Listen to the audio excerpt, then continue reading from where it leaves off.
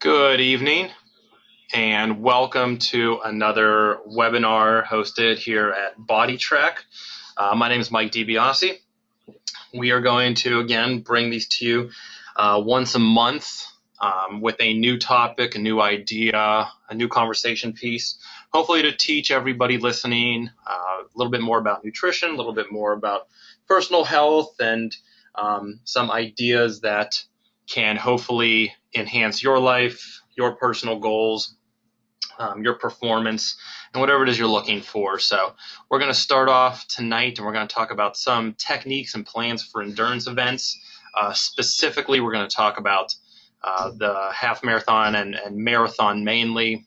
We'll hit a little bit about the 5K and 10K, but mostly we're going to be talking about some longer duration. For those of you who are wanting to participate in some of these events or already have, but maybe haven't performed to your greatest ability, and looking for some unique opportunities to transform your training, transform your nutrition, your rest, and whatever. And you can also follow me on my Twitter at mdbiaserd, and you can also hashtag Impact Fueling and the Athlete's Dietitian, where I will be posting every day different topics, ideas, recipes, those kind of things. And you're more than welcome to message me, and I'll help you with whatever you need. So let's get started.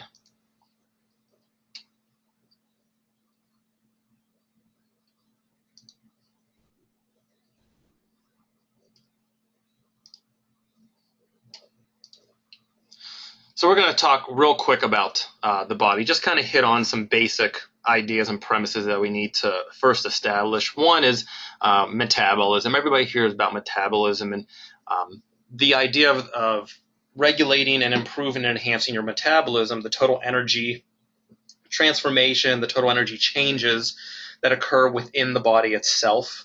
And these are done through the process of bioenergetics, which is converting food, the food that we eat on a normal day, and our macronutrients, so fats, proteins, and carbohydrates, into the usable energy. That usable energy is ATP, adenosine triphosphate, and this is essentially what people call the body's energy molecule, the energy storage unit, whatever it is that you want to call it. This is the line of where energy is converted, what the energy is, and how we actually move throughout the day. So these are the three things that we concentrate on when we are performing, when we are eating, when we are resting, and we want to enhance all three of these things to the best of our abilities for optimal performance. So without getting too much into detail about Newton's laws, the first law of thermodynamics, energy neither created nor destroyed, but is only changed. So as we consume fuel, carbohydrates, fats, and proteins from our food, that will get converted into ATP through processes with ADP and inorganic phosphate. That transitions into heat and energy, and through that becomes physiological function, movement of our appendages, running, performing, lifting, breathing. So everything that we do requires ATP, and ATP is generated from the macronutrients that we eat, the carbohydrates, fats, and proteins. So going from one end to the other, this is why food is essential, and the proper amount of food, the proper ratio of food, the proper timing of food is essential for the proper initiation of optimal training, optimal function. In the simplest terms, we have some of the systems of producing ATP. And if you see on your left in the blue, ATP PCR system, the adenosine triphosphate / phosphocreatine system. In the red, the anaerobic glycolysis system, and then in the green to the right, the oxidative system. So the highest rate of ATP, essentially saying producing ATP the quickest turnover, being able to produce the ATP, is the ATP phosphocreatine system. This usually lasts anywhere between 0 and up to 20, 30 seconds of whatever exercise we are doing. So if we're going to use running as an example, the initial start of the run, we are in ATP phosphocreatine system. So ATP, the the innate ATP that's already within us is into play. We're utilizing that. Stored phosphocreatine, which isn't a lot, will then come into play next to be utilized for a little bit more sustained energy, again, 15 to 30 seconds. And as that transition starts to happen, and we get into a little bit longer duration, we're looking at 20 plus seconds all the way up to maybe 2.5 minutes. Now we're in anaerobic glycolysis, and this is where we start breaking down glycogen for movement. We are out of the ATP phosphocreatine system, and you can see one system is not primarily just by itself. There's always crossover. The next system will always start before the previous one is stopped. There's always a transition between at least two systems going on. So as we continue to do a certain exercise, the anaerobic glycolysis comes into play, and then as we start moving into longer duration exercise, going into 2, 3, 4, even half hour, 2, 3 hours, we are looking at the oxidative system, and which is the lowest rate of ATP. So it produces ATP. It'll produce the most ATP, but it'll produce it at the slowest rate. Whereas the ATP phosphocreatine system will produce the least amount, but it'll turn it over the quickest. So naturally, when we're doing a marathon or half marathon, we will start in the ATP phosphocreatine, move into the anaerobic glycolysis. As one is slowing down, the other one is coming into play, and then again move into the oxidative system. So the one thing, whenever we start looking at duration, time of event, if you look at the bars, you will see in the purple the ATP phosphocreatine. And as time continues from 10 seconds to 30 to 60, all the way from 2, 4, 5 to 120 minutes, approximately 2 hours, the ATP phosphocreatine system becomes less and less. And that's because from the previous slide that we said ATP phosphocreatine isn't stored nearly as much. We can't utilize that ATP, and there's just not as much to be utilized from that system. So we utilize very, very little of it as we get longer in time. The anaerobic lactic acid system comes into play again more and more as we get into the 30 and 60, and this is that middle system that I showed you in the previous slide. And as we get longer and longer, the aerobic oxygen, the oxidative system, comes into play as the time goes on to about 4, 5, 10 minutes, 30 minutes. And you can see the large transition from the 10-second time where the majority of the contributing energy is coming from just the initial ATP phosphocreatine.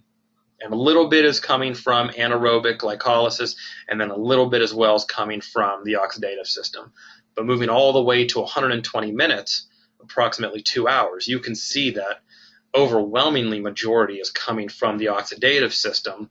Very little is coming from the anaerobic glycolysis and the ATP phosphocreatine system. So these are things that we need to take into account whenever we are working out, we are exercising for long terms. What energy system are we utilizing the most, and how do we maximize that energy system through proper rest, through proper training, through proper fueling, and through proper recovery? This study took some initial ideas into account of if we were able to utilize every nutrient, macronutrient in the body, and every fuel source, and actually utilize all those molecules. And they were basing this off of just more of a theoretical model. So if you look at triglycerides at the top, and then go over to where it says kcal, basically how many kcals an average 65 kilogram person with 13% body fat would have, they would have approximately 77,000 calories stored worth of just triglycerides. Now, if you go down to where it says circulating glucose, basically the glucose located in the blood, there's only about 76 calories in the total body based on that body weight and percent body fat and the average adult male. So if you were to say that person was just living on their circulating glucose, that person would be able to run approximately 5 minutes, and then not be able to continue on. There wouldn't be any more circulating glucose at that point. Just to exist on a basal level, essentially sitting there, resting, doing nothing, that person could last approximately 1/20th of a day, and then walk for approximately 1/100th of a day, 0.01. So just the ability, just looking at how little time the circulating glucose, just the glucose allows you, it's only approximately 70 to 80 calories total being able to be utilized. If we go to muscle glycogen, you can see it's a little bit higher. Liver glycogen, a little bit lower, more glycogen stored in the muscles than it is the liver. But look at the triglycerides again. If we were able to take all of the triglycerides, essentially the fatty acids in the body, we would be able to utilize approximately 77,000 calories. So that means theoretically not consuming anything and being able to actually survive just on all of those calories through the triglycerides, that normal adult male of 65 kilograms would be able to live for approximately 47 and a half days without consuming anything and just living off of their stored triglycerides.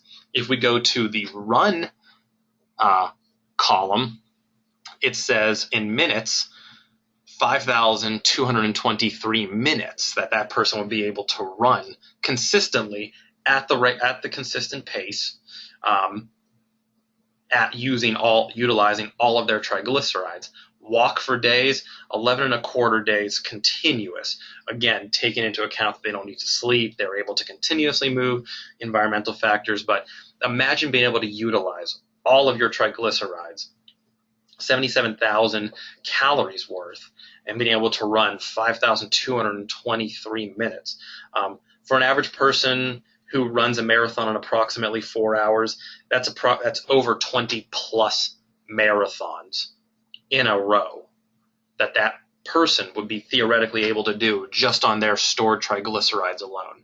Again, not able to do that. It's a theoretical model, but it's amazing to see what the body can do with the stored energy it has and the theoretical energy component that triglycerides have, that liver glycogen, muscle glycogen, and even blood glucose have, just being able to do theoretically what they could do.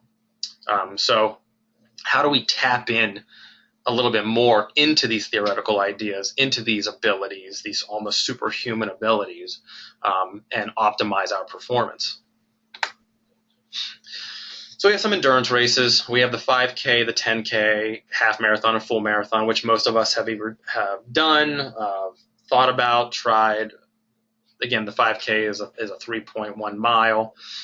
There are many others out there. The triathlons, the ultramarathons, which are sometimes 2 or 3 marathons back-to-back, the 100-mile races, Tour de France, many others, even the desert races that they have where you race across the Sahara, race across Australia, I believe is one, which is a 2,000-plus mile race. So all of these take into account the components of proper timing, proper fuel intake, proper training, and just the mental ability for that person to continue on. And all of these things have to be taken into account. Each race has its own training system. You're not going to train for the 5K like you would for the full marathon. It's going to be longer, more significant, more time consuming for the full marathon than it is for the 5K. If you're training to actually race the race, not just complete it. Multiple factors to consider when doing endurance races, and this by no means is an absolute list. The training level of the person, we wouldn't necessarily tell a beginner who's never really run a race to all of a sudden go out and start training for a marathon. You'd want to see where their baseline is. An elite runner who runs a marathon every week certainly has a higher training level than the beginner. Elevation is going to change just because of the oxygen levels at different elevations. Not being able to breathe in as much oxygen will hinder performance, and that's where training at higher elevations comes into play. The time of day. Some people just perform better in the morning than they do at night and vice versa, and also the way the sun hits, the humidity, the heat. just the overall weather, whether it's raining, snowing, blistering, hot outside, the training duration, if that person has been training for a year or if the other person's been training for 5 weeks. How long have you put towards actually getting ready for the race? Duration of the race, so you have to take into account whether it's a 5K or a full marathon. Your nutritional status. You can't outrun a poor diet, so you have to get your nutrition and your fuel intake on point for these longer, more enduring races. Your hydration status. Hydration is going to play a big part, especially in these longer races, and also be affected by heat, humidity, and the weather. And of course, sleep is a big factor. People who don't sleep enough or have consistent sleep patterns, we have seen a decline in performance because their body has not recuperated in time or has the opportunity to recuperate and recover from the previous session. So all of these things need to be put into play. All of these things need to be taken into consideration. And this is just where proper timing of training comes in. So the 5K and 10K, there's certainly fewer things to consider when planning for a 5K and a 10K than compared to like a half marathon or full marathon or even longer.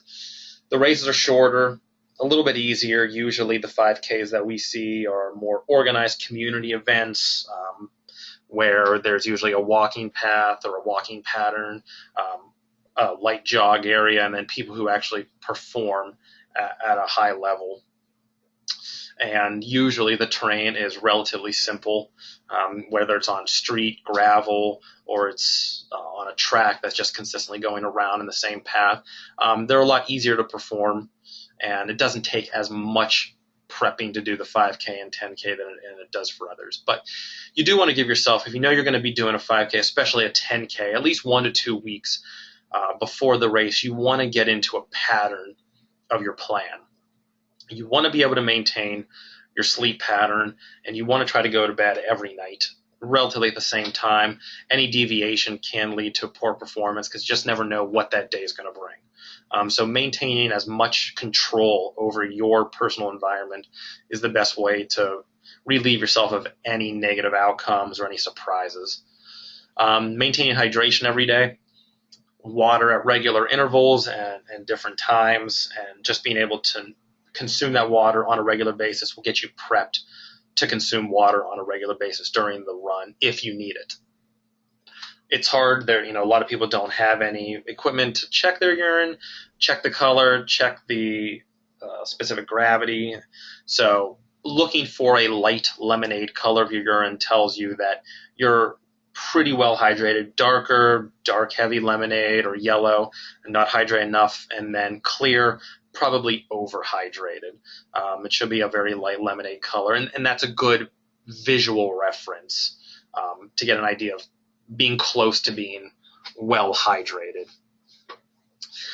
Maintaining your calorie necessity, so weight management. You don't want to overconsume calories in that week where now you're gaining weight and holding on to water because that could hinder performance. Just that extra weight can cause you to be sluggish, and you don't want to lose too much dramatic weight where metabolic processes are slowing down to compete with the weight loss. Also weight loss that quickly is sometimes water and glycogen, and we know glycogen is a storage substrate in our muscles that we utilize for movement. So if we don't have enough glycogen and water in our system, performance can be hindered because we won't have the substrates needed to produce that ATP for us to continue to move.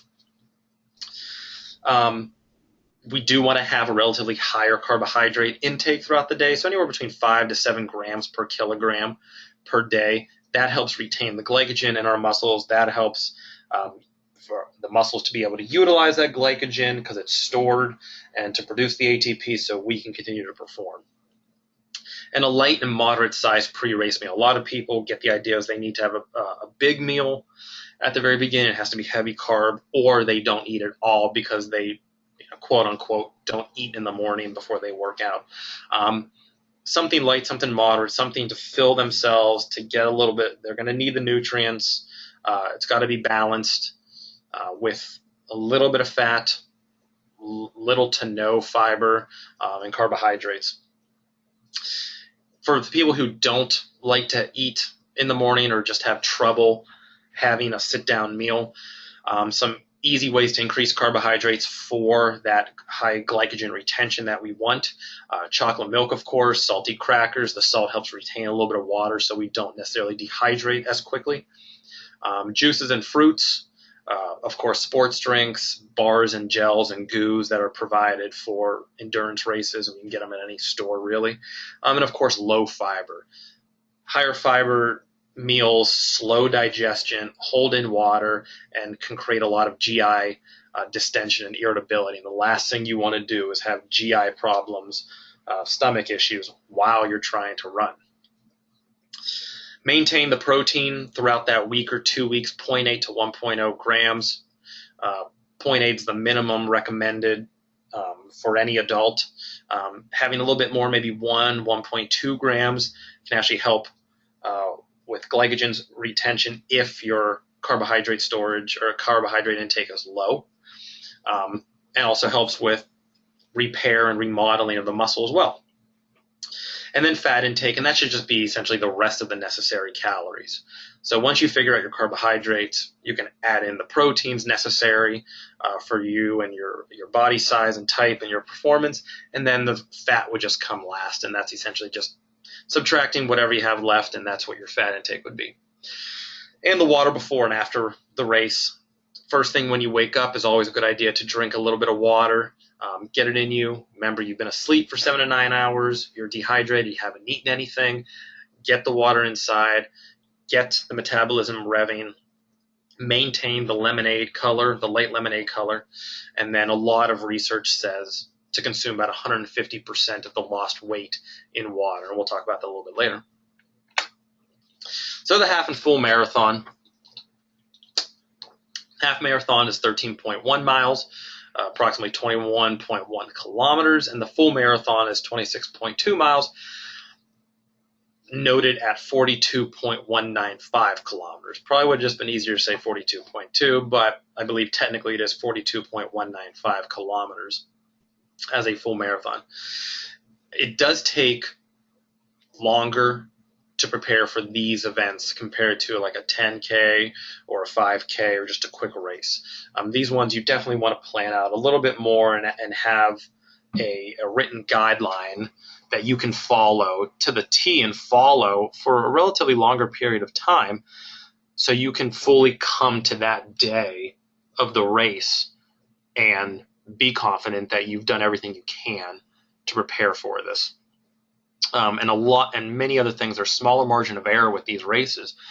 So proper timing, proper nutrient intake, the training, the volume and intensity and frequency, and of course rest and recovery can produce the wanted results, but all of that has to be written out. So Ryan Hall, just to kind of give you an idea of what a true elite marathoner is. He's an American runner. This is him at the Chicago Marathon, 2009. Or I'm sorry, this is not him at the Chicago. I believe him at the Boston Marathon. But at the Chicago Marathon, he ran full marathon in 2 hours, 5 minutes, and 56 seconds. Now, to put that into perspective, he's 5'10", 130 pounds. That becomes a 4-minute, 48-second minute mile pace. And he did that for 26.2 miles consistently. If you ever wanted to see what that would feel like for 2 hours, 5 minutes, 56 seconds, you can put your treadmill at 12.5 miles an hour and do that for 2 hours, 5 minutes, 56 seconds. That's essentially what he was running for those 2 hours, 12.5 miles an hour on a treadmill. And some treadmills don't even go to 12.5 miles an hour. So this man is lightning for a very long time. And this comes down to training, mental abilities, nutrition to the T. Everything has to be on point for him to perform at that high of a level, that intensive level, that long of a level. To consistently do that. So an incredible athlete, an incredible feat to accomplish. But again, this just goes to show you how nutrition, you can actually see him holding that water. Everything is timed out. Everything is properly placed. for every step that he has. And if you want to compete, not necessarily at that elite level, but just compete in that marathon or at these high-level events, you need to have a plan as well. So most marathon training for just the basic person who wants to go out and do a marathon, maybe not compete at the high international elite levels, are usually anywhere between 12 to 16 weeks. Some have been 10, some are 20, but you'll see anywhere between 12 to 16 weeks on average for a lot of these marathon training programs. They are consistently progressive in training, so training will start off relatively mild, maybe 2, 3, 4 days a week, progressively get longer, a little bit more intense on some days. The volume of the training increases over the course of the weeks, where it may be 10 to 15 miles in the first week, up to 20, up to 30 miles in the latter weeks. And then it tapers within the last week, last 10 days, where there's lighter running, maybe some more quick, intense workouts. But essentially, this is a time that this person should be peaking, and this is a time to recuperate and rest. So when they go all out in that race, they have every ability and every function at its optimal level. The consistent sleep patterns for this time, being able to go to sleep at the correct time, at the relatively the same time every night as best as possible, so there are no disruptions in sleep patterns. Some people may feel that they need to reduce a little bit of weight. Again, having a little bit of weight loss, the lighter someone is, and being able to maintain their abilities to run essentially can increase their power output. Increasing power output can lead to better results. So not an egregious amount of weight loss where now we're suffering from certain metabolic issues or one thing is being negated, but some slight weight reduction can be beneficial if it's warranted and needed, or just weight management, being able to maintain that weight within a few pounds, so we can consistently perform and not so worry so much about having to lose this and it being another thing we have to worry about. Proper day-to-day fueling tactics, when you're going to eat, how you're going to eat, how much you're going to eat, knowing the pattern, how often, the timing, based on when you're training, when you work, your normal lifestyle, all that has to be planned out if you're really looking to compete in a marathon or half marathon. Hydration plan, your incorporated rest, so knowing that sometimes even just naps throughout the day can help. Just being able to relax, meditate, take walks, being able to do whatever it is you do that allows you to rest and recuperate. Taper training, again, closer to the race, so usually within that last week to 2 weeks, there's a lot less training, a lot less intensive training, and the volume decreases, so that person can be optimally primed for that race day. And of course, having the proper mindset and the goal always in line, always right in front. First thing you got to do is prepare your base. Most programs recommend that you be able to do at least 15, 20 miles on a weekly mileage.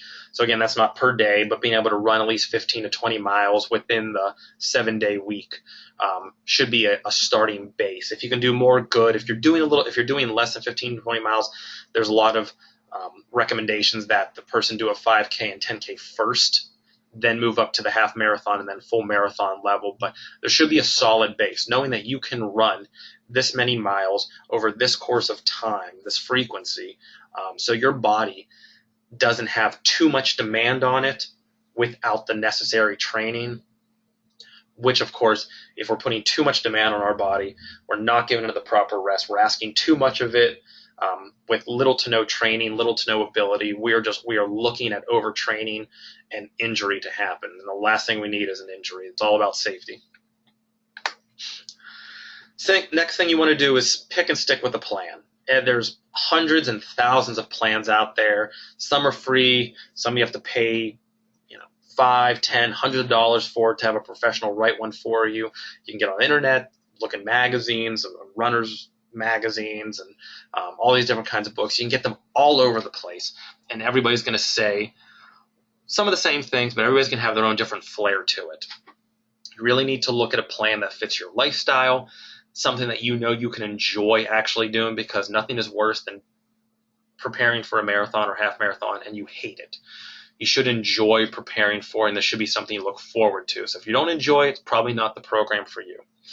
If it doesn't fit your lifestyle, if it's asking you to run more than what you know you can fit in your day because of family, because of work, because of personal lifestyle choices, that program will work for you, because the program, you should not force yourself to conform to a program. There should be a balance between you making the necessary changes and it balancing between your goals in life. So find one that you can do, that's progressive enough that you can handle, that is long enough that you know you can maintain.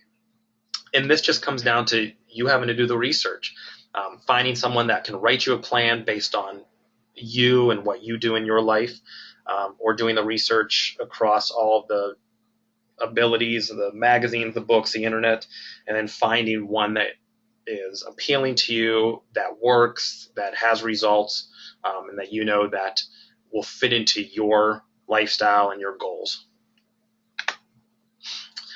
You should know more about the race itself. A lot of people fail to do this one. You should get an idea of the average number of racers. If you're going to do a race and there's maybe only 100, you know that you're going to have a lot more space around you to run, to have a little bit to yourself. You do a race that has 20,000 racers, and you can expect to be crowded around, and have people pass you, have people on your heel, have people in front of you that are slower. So these are things that you have to take into account. How many people are actually going to be in this race, and where do I stand compared to these people? The expected temperature and climate of the place. If you're training 16 weeks out and it's the dead of summer, well, you can certainly expect that when that race comes, it may be at the early stages of fall. And if you live in the north, the transition between summer and fall can be pretty dramatic. Down here in the south, it may be much more gradual, much more easier to handle. But there are things that have to take into account. Just because you're training in August doesn't mean that when you race come October, November, the weather's going to be the same. It could be completely drastically different, and especially if you go somewhere to do the race. So you have to take these things into account when you're preparing for it. Elevation changes. Some races start off baseline where there may be a few hundred feet between sea level, and then even intermittently between the race there may be changes where you're going a few hundred feet high, and that can put strain, especially when you're having to change your racing pattern, your stride length, your stride frequency. All that changes. And even terrain. Practicing on treadmill is going to be much different than practicing on gravel, than compared to practicing on grass. So being able to train in different terrain levels, different ground material can be beneficial. Some elite level racers, you can actually find their blogs on their training, and it'll show things that they're doing, videos, pictures, descriptions of how they train or how they've trained for previous races. Read and see how they're doing it, how maybe unique or different or similar your program that you have selected is compared to theirs. But I caution you, do not get fooled into all of a sudden feeling that your program is lacking or insignificant compared to this person's program because this person does their own. If you see that yours is completely different, maybe do a little bit more research on your own program or a little bit more research on theirs. Don't automatically assume yours is wrong or yours is right and theirs is wrong, and then change it. The idea is once you formulate your plan and you have it, you stick with it because you have to be confident in doing what you're doing. The lift, run, sprint. This kind of flies in the face of some people where they feel if you just run long distance, you'll be a great marathon runner. But more and more research, especially with some of these elite runners actually performing and seeing some of how these high-level runners, they're doing all three of these things. They're not just running for 4 or 5 straight hours a day. They are having days where they are lifting weights, they are squatting, they are deadlifting, they are benching, they are doing pull-ups, they are actually lifting weights to further enhance their anaerobic capacity, further enhance their musculature, the musculoskeletal system, being able to enhance the movement function, their flexibility. All of that comes when you actually lift weights. So lifting weights can help the anaerobic process of lifting weights and getting the heart rate up high with relatively higher weight, higher intensity levels can improve aerobic function endurance training, and more research is showing that the people who tend to cross train and lift and run do better overall in some of these events. And sprints.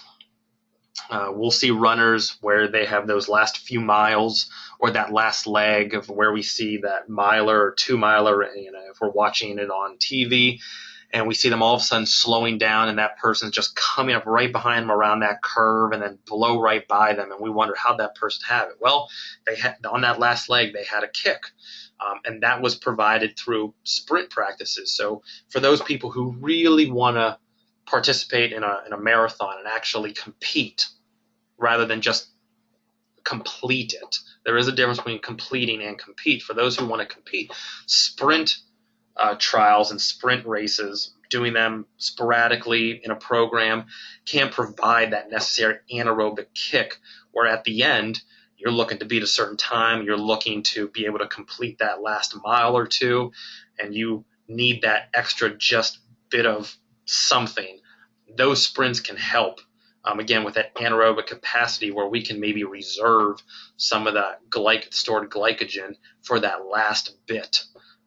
That last effort, that last ditch effort that we need to put in for what we call the last leg of the race. So incorporating all three of these things make us stronger, make us more powerful, help us go longer, essentially all help with the increased performance of this endurance race. And rest. Just as important as the workout, and if not more important, your body improves, acclimates, and changes during the rest period, not during the training period. The training period is when we're breaking the body down. The rest period is when we're building the body up. So we have to take rest into consideration just as critically, and it has to be just as crucial as the training itself. Naps, the average amount of sleep required, 7 to 9 hours.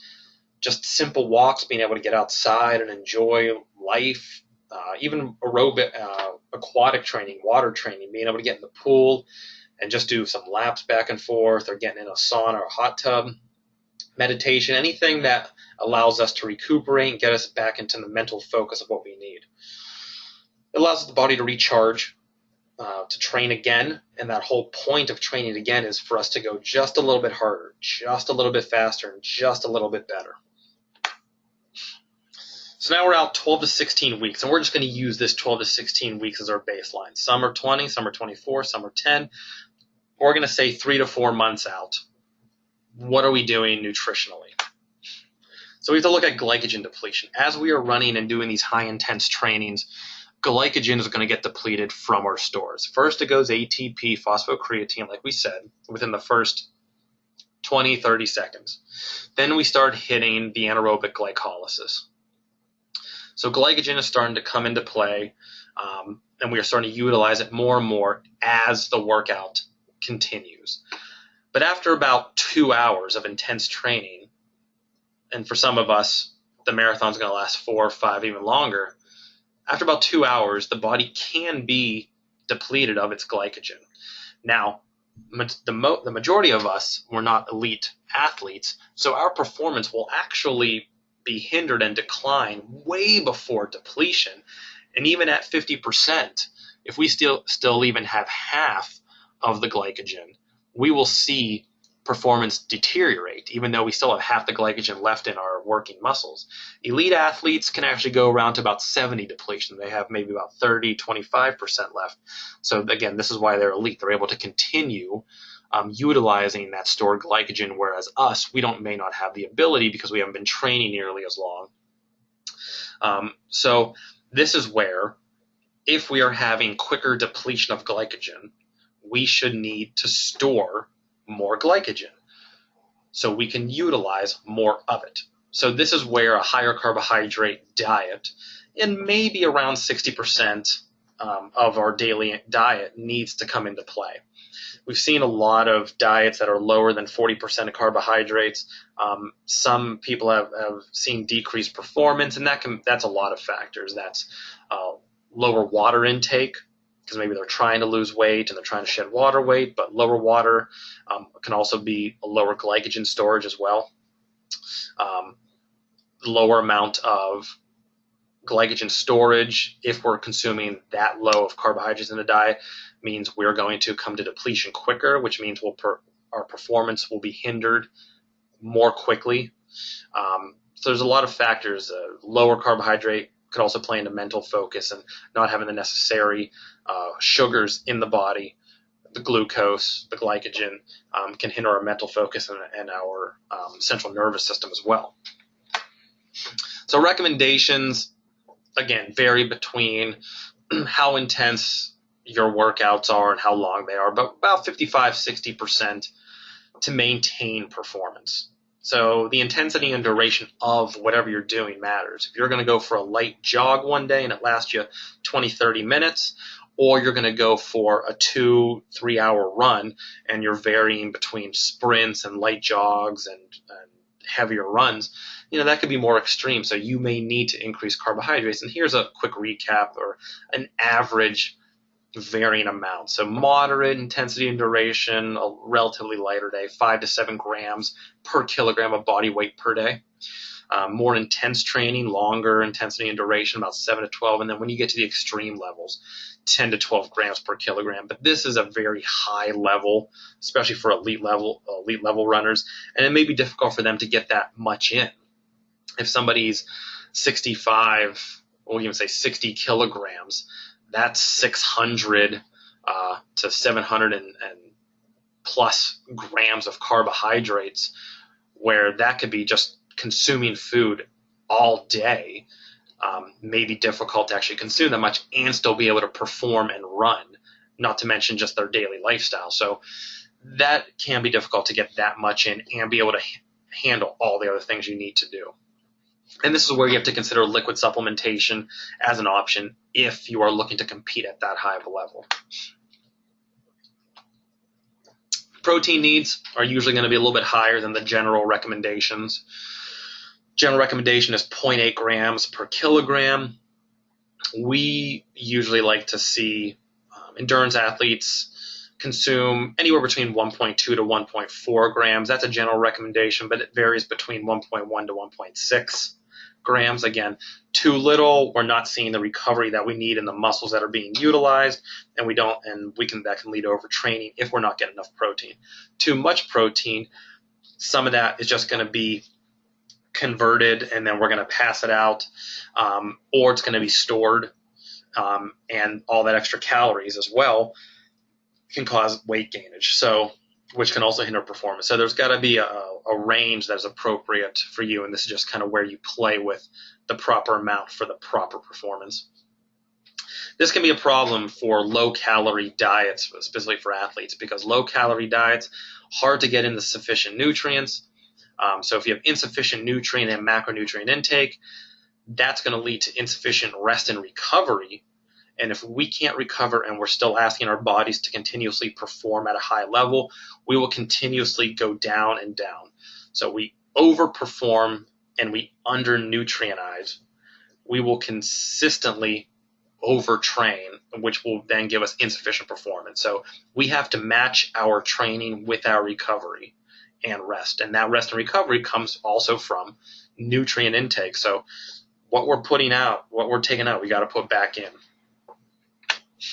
Fat intake, is going to be relatively just kind of the rest of the caloric intake once you figure out your carbohydrates, and that is the goal, is to figure out the carb intake first so you can maintain that performance level, so we can utilize the glycogen and the glucose as necessary when we have full glycogen repletion, the protein for the muscle rebuilding and enzyme and metabolic processes, and then fat, of course. And we need the fat. We can't negate the fat, because fat intake helps the utilization of specific nutrients and vitamins, specifically vitamins A, vitamin D, vitamin E, and vitamin K, all play major roles in our body and our metabolism, which we need for continuous performance throughout the day. Here's just a general recommendation for endurance athletes. You can see carbohydrates, how we said originally, it was like 5 to 7 and all the way up 10 to 12. So just on an average, you're looking at about 7 to 12 grams per kilogram of body weight per day. The higher the level, 10, 11, 12, the longer, more intense, greater duration of the workouts. On the lower ends, the 5, 6, 7 grams per kilogram, the lighter, the more moderate the intensity, duration, and frequency of the workouts are. So as you progress in your training, they become longer, they become more intense, they become more frequent throughout the week. You also want to program your food intake to match that.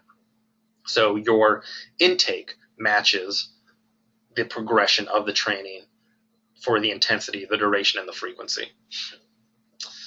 Protein, 1.2 to 1.4 grams per kilogram, and again, that can vary between the individual, and then fat, usually the rest, and on average 1 gram per kilogram. We want to stay at least about 20%.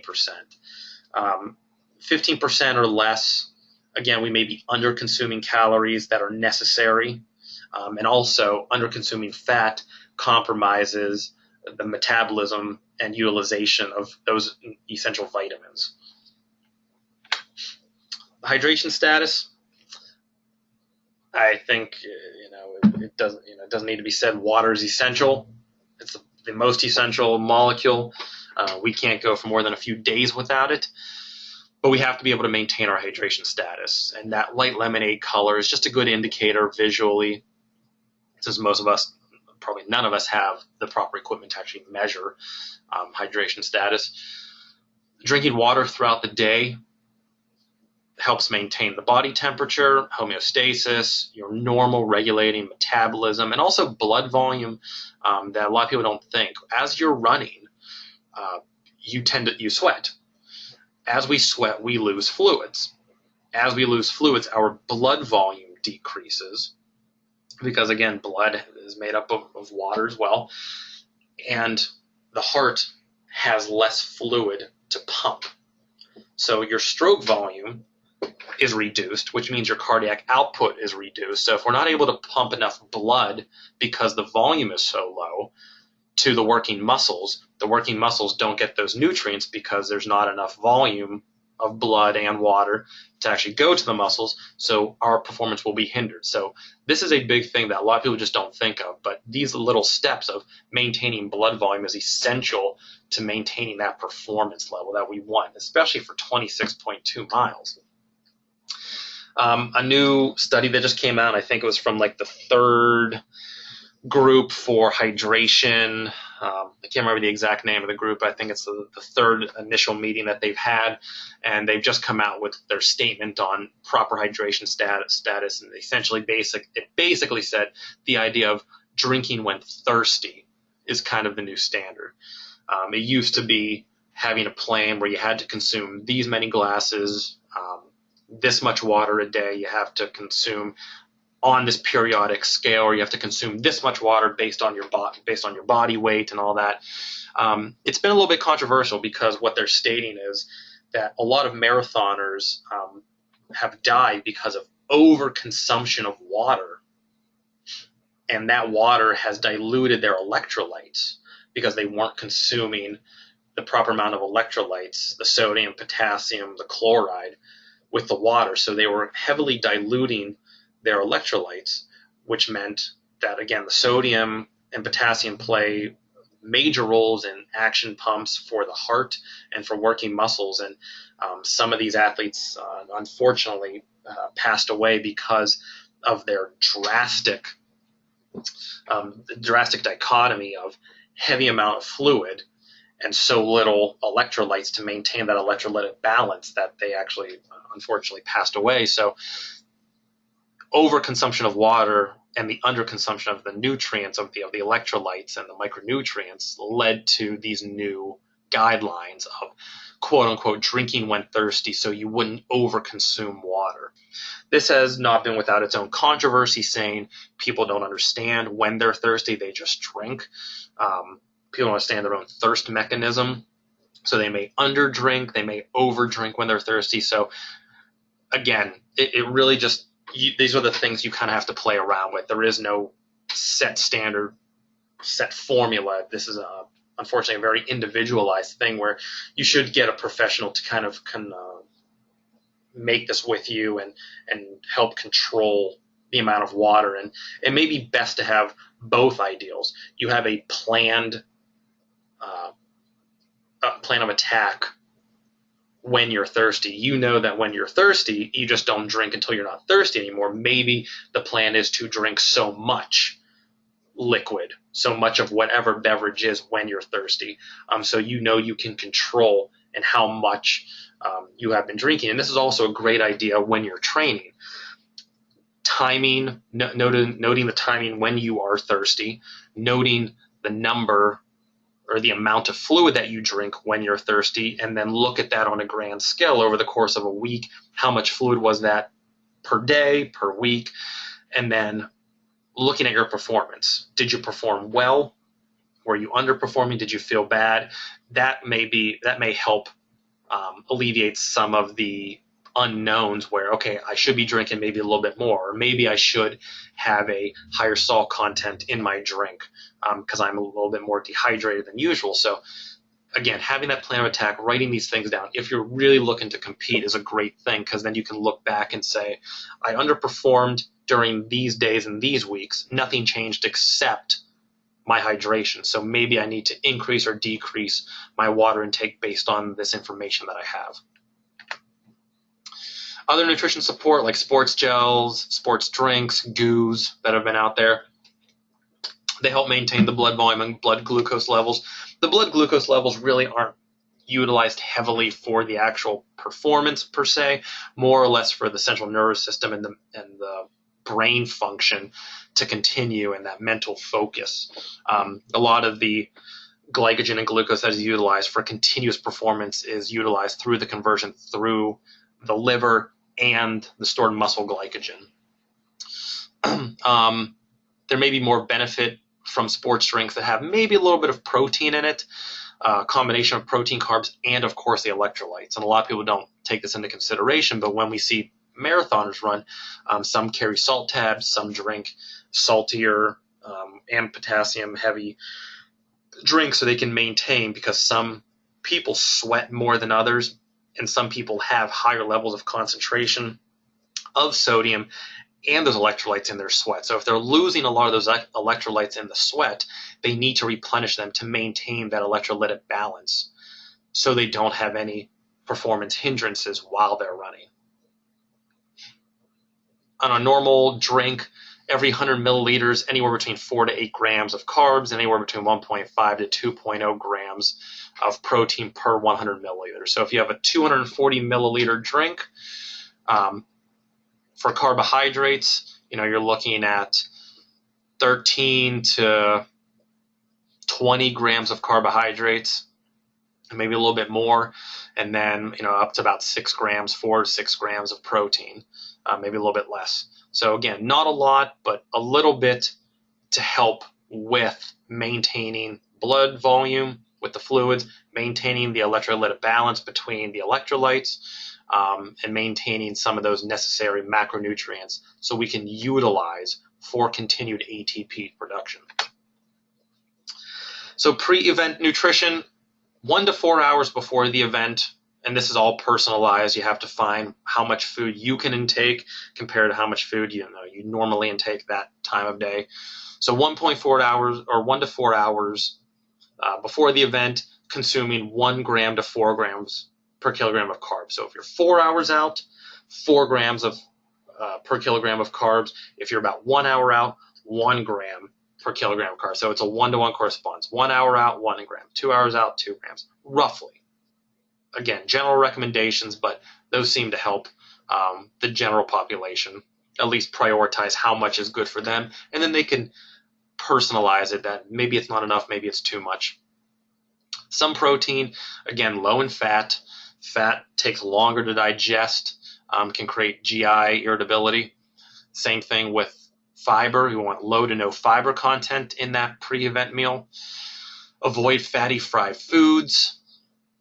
And we want to try to consume something every 15 to 30 minutes. So whether we're drinking sports drinks or fluids every 15 to 30 minutes, having a little bit of carbohydrates every 15 to 30 minutes, keeping that constant glycogen storage high, and keeping the necessary without having too much food too quickly and then having the body to have to digest it all, or having a little bit of food sporadically throughout the course of time, allowing the body to continuously digest and get that mobility that we need, and hopefully reduce GI irritability at the same time. About 15 to 30 minutes, again, it varies per person. Some people need to wait a little bit longer. Some people can eat an apple 5 minutes before a race and go. It's completely personalized, but there should be a time period where you say, okay, at this time period, no more eating. I need to concentrate. I need to let my food digest. I have enough storage. I'm good to go. Done. Anywhere between 16 and 24 ounces of water for proper hydration. Again, you've been asleep for 7 to 9 hours, assuming that this race is early in the morning. It's necessary to recuperate from essentially that fasting and dehydration for roughly the quarter of the day, a third of the day. So getting that initial water in you, again, helps maintain that hydration status, helps maintain blood volume and blood glucose. During event nutrition, this is controversial. Some people say consuming carbohydrates every 30 to 60 minutes is good, but after really about 90 minutes, this is when event nutrition, during event nutrition, can come into play. Sometimes even before 60 minutes, the nutrients that you already have stored, because you've done such a great job storing those nutrients through glycogen and through proper eating, it may be unnecessary and may actually be a hindrance. About 90 minutes out, this is where we can start looking at potentially, even if we have to go longer, consuming something. So roughly 30 to 60 grams, again, simple carbs per hour. So people can handle 60 grams. Some people can only handle maybe around 30. Again, find that individual preference, but roughly starting out about 30 grams per hour after those 90 minutes can certainly help continue that prolonged event, because now we're able to fuel the body with exogenous glucose for continued ATP production. And also with that fluid may come some, or also with that beverage may come some extra fluid, so we can maintain hydration status. The post-event nutrition, some say that this is the most important nutritional plan. If you don't do the pre, the during, or anything else, the post is said to be the most important one, because this is where recovery comes from. It takes about approximately 24 hours for full glycogen replenishment. So if you can utilize those 24 hours to the best of your ability, full glycogen replenishment should be available by the next day, which means you potentially could go again by the next day if you do it properly, again, theoretically. 15 to 30 minutes post-activity, post-race, you will see, or it's actually the ability for the muscles to convert the exogenous glucose, so what we're drinking, what we're eating, to glycogen, the storage form in our muscles, will be faster within that 15-30 minute time frame compared to later times. So this is where nutrient timing does come into play, where if we're looking to optimize our glycogen retention and storage, and we need it maybe for another race, maybe for the next few days so we can train again, something within those first 30 minutes, approximately 1 to 1.5 grams per kilograms of carbs, will help with replenishment of glycogen better than if we waited longer. The other goal is 2 hours after that event, we want to do it again, 1 to 1.5 grams per kilogram. This keeps us on a good pattern. This helps replenish glycogen to the best of our abilities. And then about 20 to 40 grams of protein. Starting off with 20, that is shown of a good complete protein, so like chocolate milk or a whey protein drink. Because again, we utilize those muscles. We moved through space. The muscles have some breakdown and some tissue repair that needs to happen. So we need to increase protein stores and have a protein beverage or consumption so we can replenish and refuel and maximize that muscle that we've broken down during that event. And we always want to replenish water more than what we lost. So about 150% is what the recommended amount. So let's just say somebody loses 3 pounds during a race. They went from 150 to 147. And those 3 pounds could have been mostly water, a little bit, a very small amount of that weight, negligible, would be from micronutrients. And then other part of that weight could have been from the glycogen depletion being utilized and then dissipated as heat and converted to energy. So let's just say they lost 3 pounds. So 16 ounces is a pound. So that'd be about 48 ounces that person would have lost. We want to consume 150% water of that lost weight. So 150% of that 3 pounds, of those 48 ounces, would be 72 ounces. So our goal would then be 72 ounces of water consumption after the race if we lost 3 pounds. So that's always just a general guideline, because we lose insensible water, we lose water through sweat, through humidity, through expiration and inspiration, those kind of things. So we want to replenish as much fluid as possible, because again, we retain fluid when we also retain glycogen, and vice versa. So we can retain glycogen better if we can also replenish our fluid base better as well. So put it all together, have a plan. Start that plan off early, get your nutrition guidelines on point, and that plan should be progressive, it should be gradual, it should be doable. Of course, it's going to increase with intensity and volume, and then it's going to taper near the end. And there should be a tapering point. There should be a point where you can retract from your training and concentrate on your nutrition and your rest. Nutrition should always start before the training. You got to have your nutrition on point, because you can't outrun a bad diet. Nutrition becomes progressive as well. As you increase the intensity, volume, and frequency of your training, that means you may have to increase the nutrient composition of carbs, of maybe even proteins, probably not fats, but definitely carbohydrates, and potentially water. As we're going longer and harder, we may sweat more and lose more water, so we may need to increase some water intake so it's balanced out. Hydration, drink when you're quote-unquote thirsty, and maintain that hydration level, that light lemonade. Record what you can. Bring a logbook, record it on your phone, bring a tape recorder, everything that you can, so you can do the training properly and you know how to space out all of your training weekly, monthly, from start to finish. Research the race, research the people, elite runners, research all the expectations during that day, and be confident in your plan. Once you start it, stick to it. Make sure you do the research on it, and go for that goal. The goal is to finish and complete that race in the best possible outcome, highest opportunity possible. So go for it. But the only way that you can do that is if you plan ahead. Everything requires a plan, and if you do it and you stick with the plan and you optimize every ability, your rest, your nutrition, your hydration, your recovery, there's no reason why you can't complete and finish your goal ahead of what you wanted and better than what you anticipated.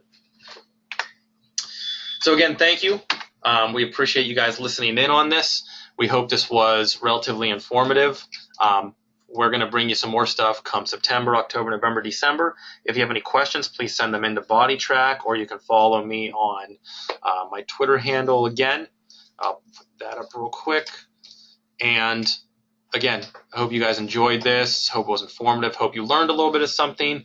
And we will see you next time.